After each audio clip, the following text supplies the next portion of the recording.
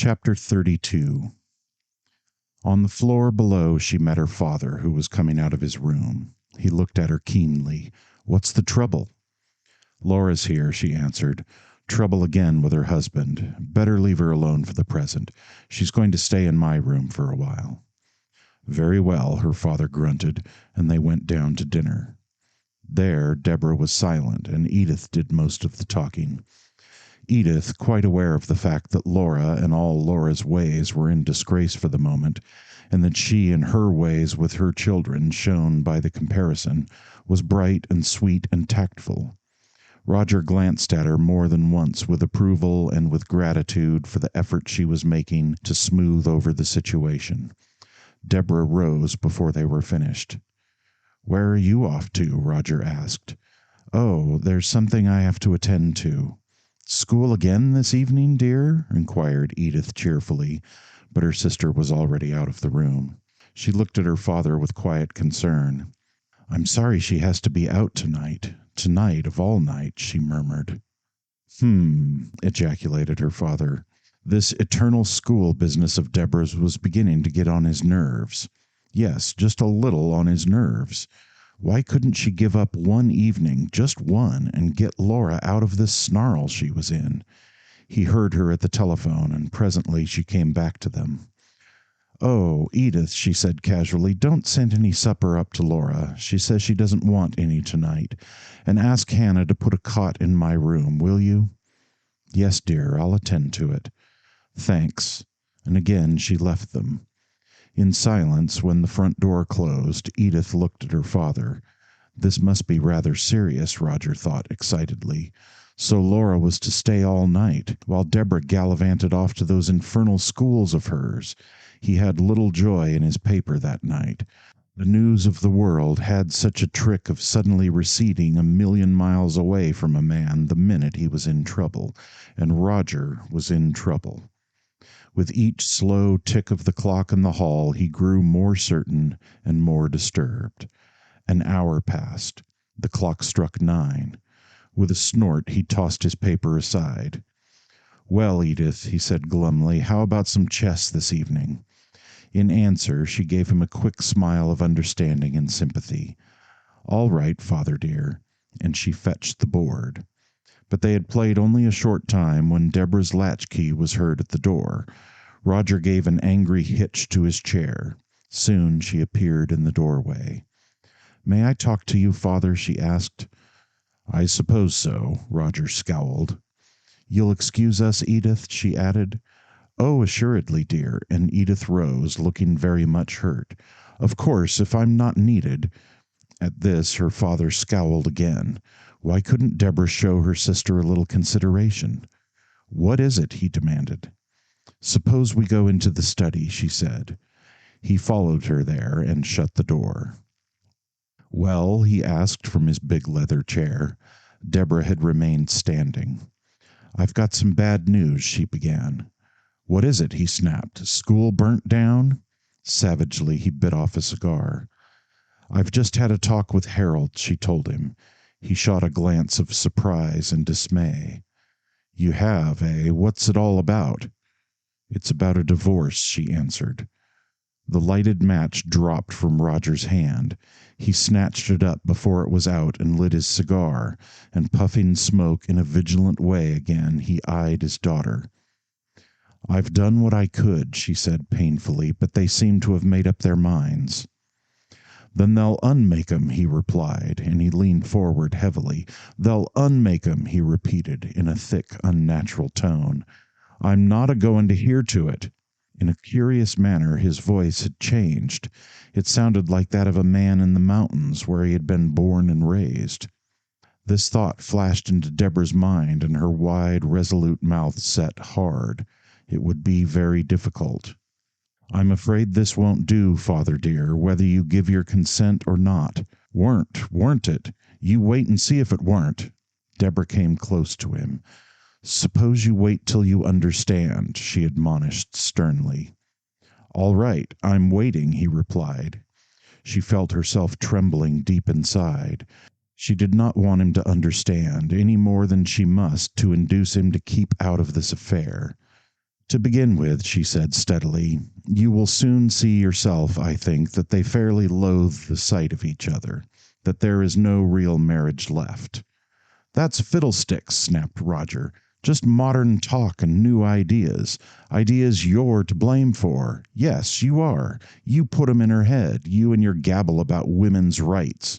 He was angry now. He was glad he was angry. He had just begun. If you want me to leave her alone, his daughter cut in sharply, just say so. I'll leave it all to you. And she saw him flinch a little. What would be your idea? She asked.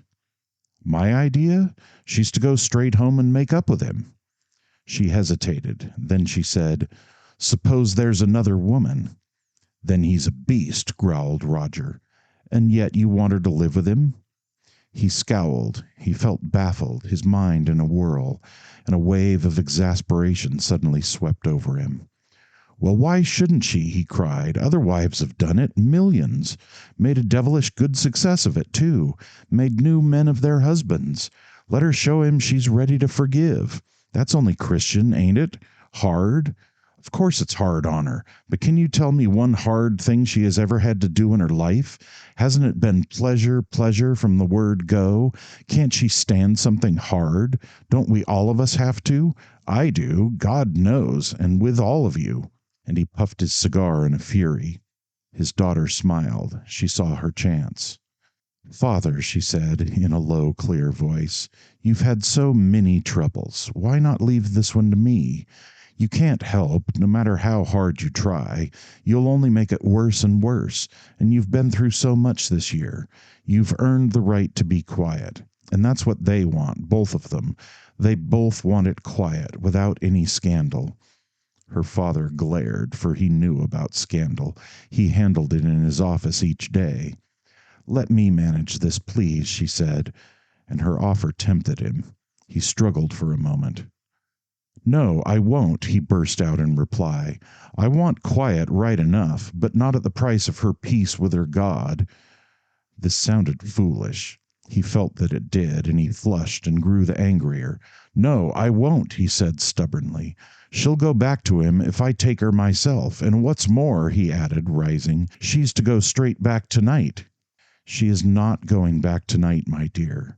And Deborah caught her father's arm. Sit down, please. I've had enough.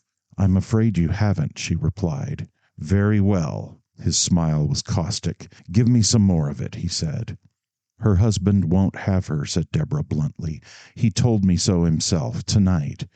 He did, eh? Then I'll talk to him.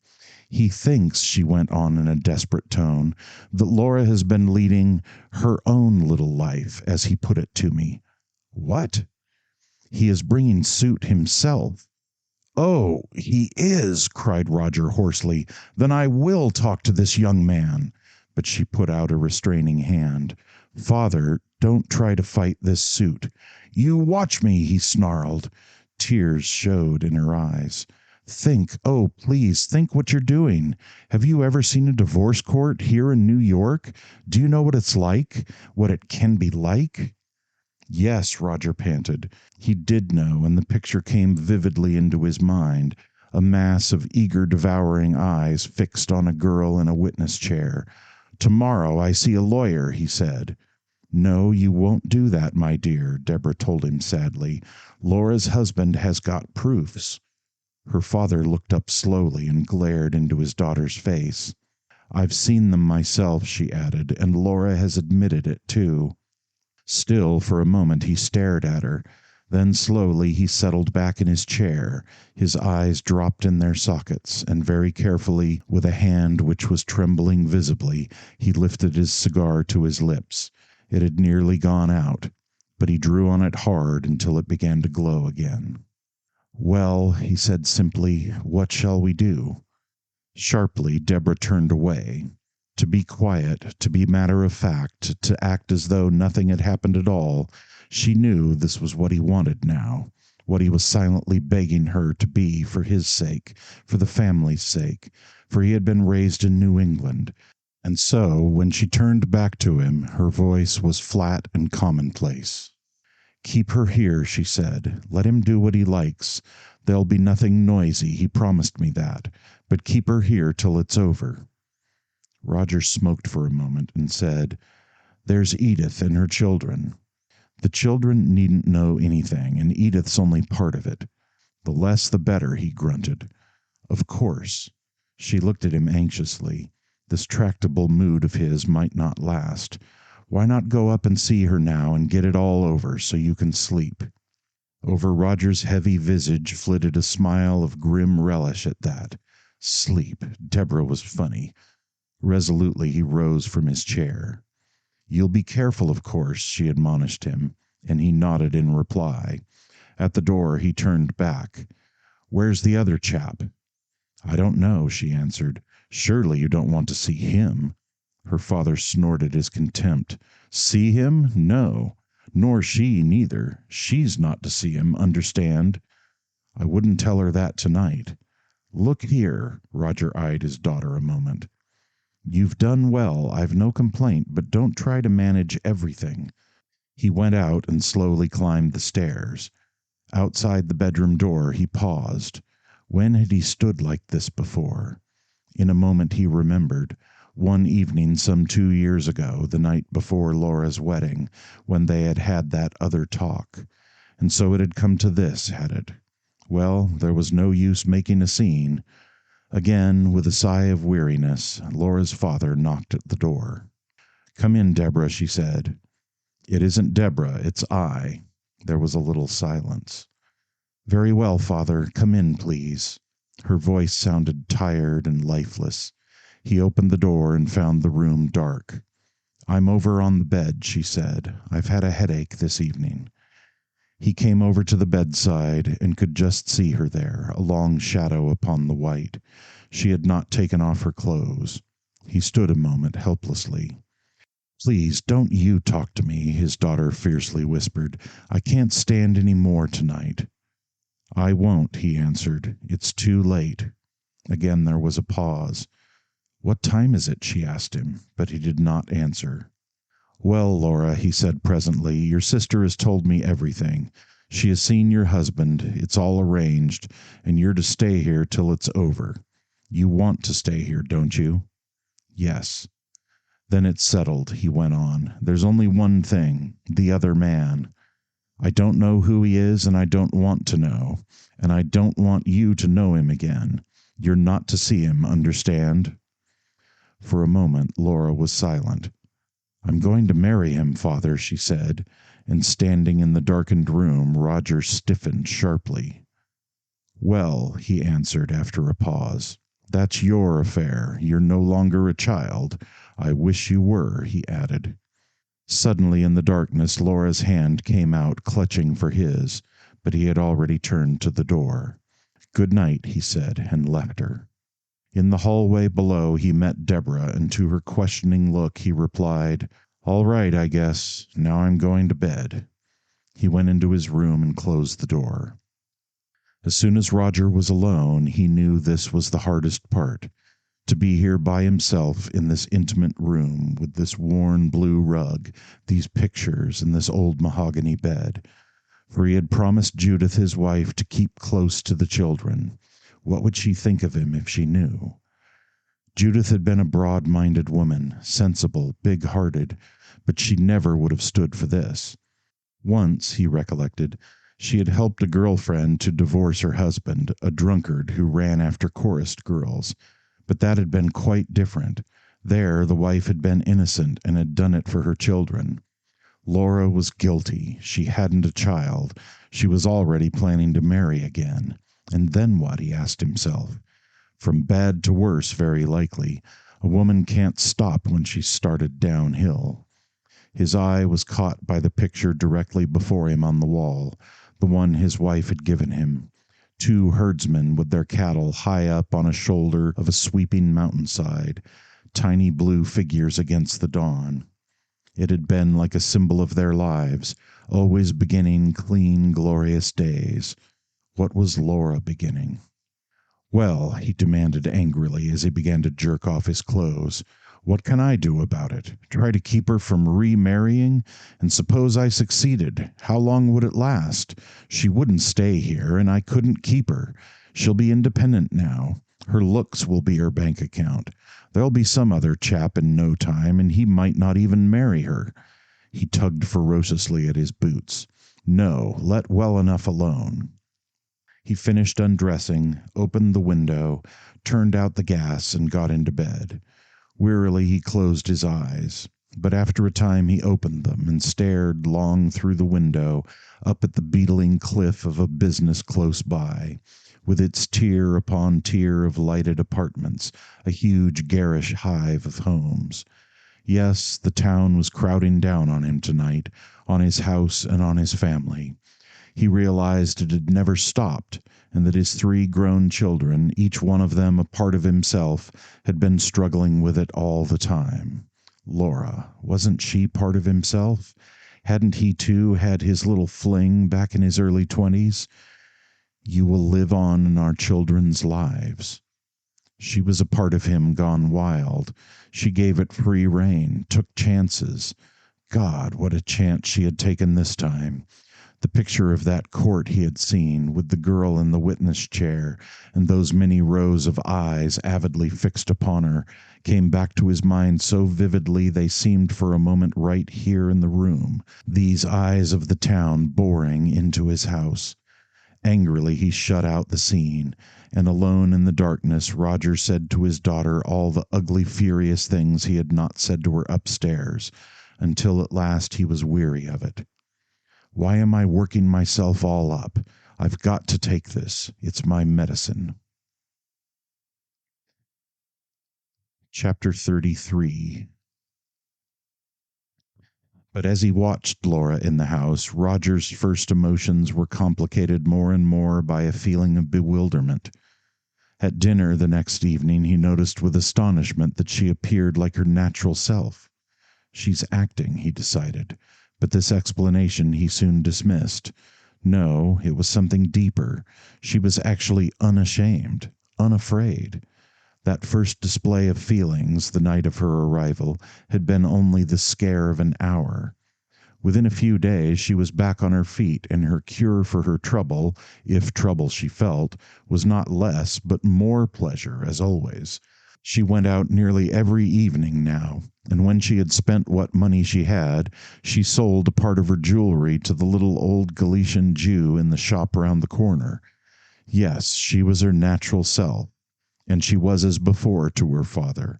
Her attitude said plainly, "It isn't fair to you, poor dear, to expect you to fully understand how right I am in this affair, and considering your point of view, you're acting very nicely." Often as she talked to him, a note of good-humored forgiveness crept into his daughter's voice, and looking at her grimly out of the corner of his eye, he saw that she looked down on him, far, far down from heights above. Yes, he thought, this is modern.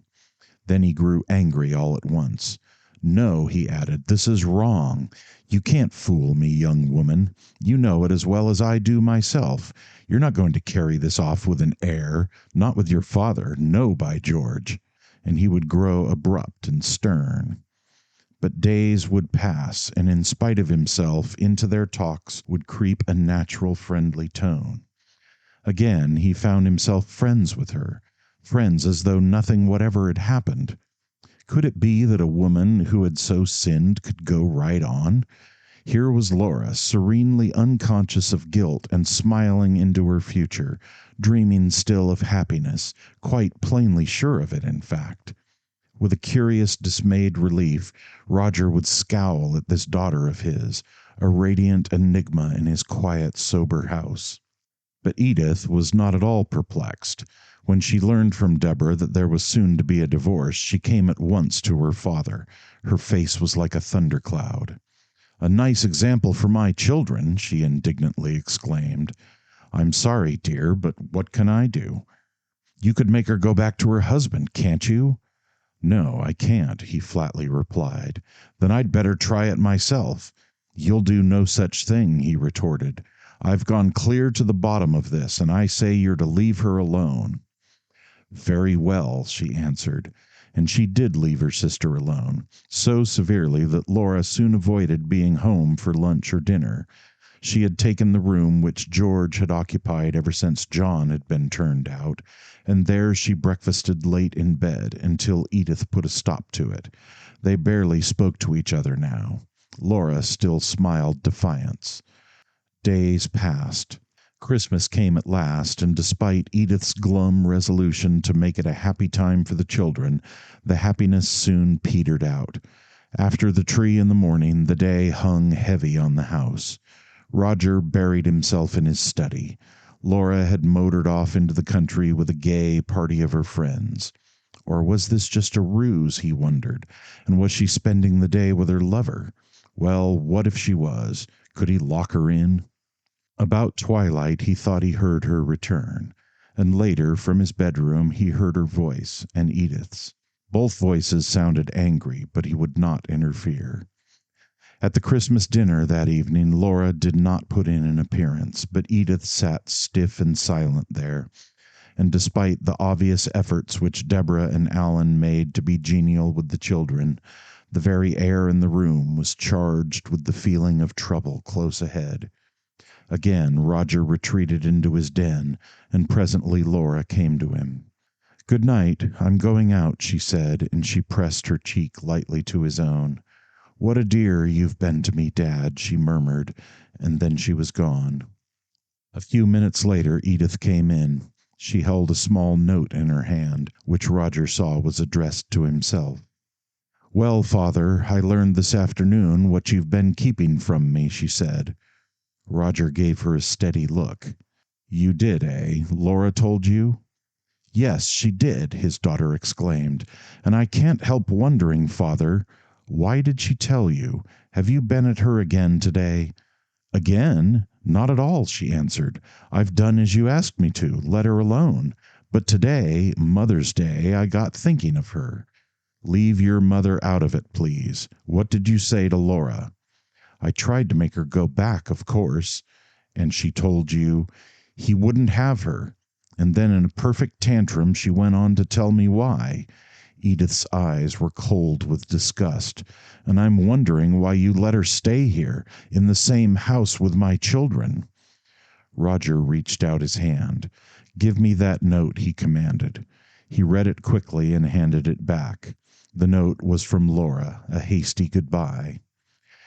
"Edith will explain," she wrote, "and you will see I cannot stay any longer. It is simply too impossible.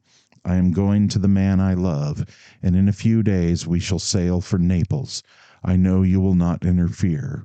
It will make the divorce even simpler and everything easier all round. Please don't worry about me. We shall soon be married over there.